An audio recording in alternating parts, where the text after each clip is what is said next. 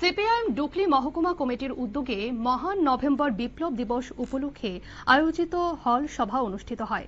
হল সভায় পার্টির পলিট ব্যুরো সদস্য তথা রাজ্য সম্পাদক জিতেন্দ্র চৌধুরী, পার্টির পশ্চিম জেলা কমিটির সম্পাদক রতন দাস, ডুকলি মহকুমা কমিটির সম্পাদক সমর চক্রবর্তী, বর্ষিয়ান নেতা সুব্রত চক্রবর্তী উপস্থিত ছিলেন। সভা পরিচালনা করেন প্রাক্তন বিধায়ক নেতা রাজকুমার চৌধুরী সহ অন্যান্যরা। কি জানালেন সভা থেকে সিপিএম রাজ্য সম্পাদক জিতেন চৌধুরী, শোনাবো আপনাদের।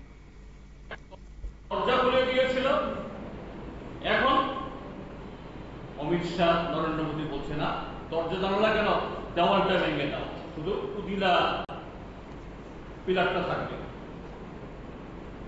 সেই কারণে আজকে ভারতবর্ষের যে বর্তমান অর্থনীতির চেহারা আজকে যে জায়গায় গেছে,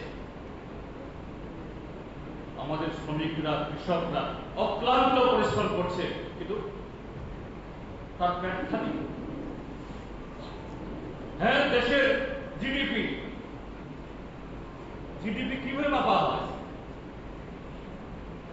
ধরুন এই যে জুটমিল এলাকা, জুটমিলটা নিয়ে যে একটা এলাকা, মনে করে একটা দেশ, এখানে কারা থাকেন? শ্রমিকদের কোয়ার্টার আছে, অফিসারদের কোয়ার্টার আছে।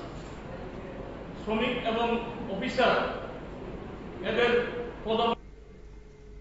আপনারা শুনলেন সিপিআইএম রাজ্য সম্পাদক জিতেন চৌধুরীর বক্তব্য। আগরতলার হাপানিয়া স্থিত সিপিএম ডুকলি মহকুমা কার্যালয়ে নভেম্বর বিপ্লব দিবস উপলক্ষে হল সভা অনুষ্ঠিত হয়। সেখানে দলীয় নেতাকর্মী ও সমর্থকদের উপস্থিতিও ছিল লক্ষণীয়।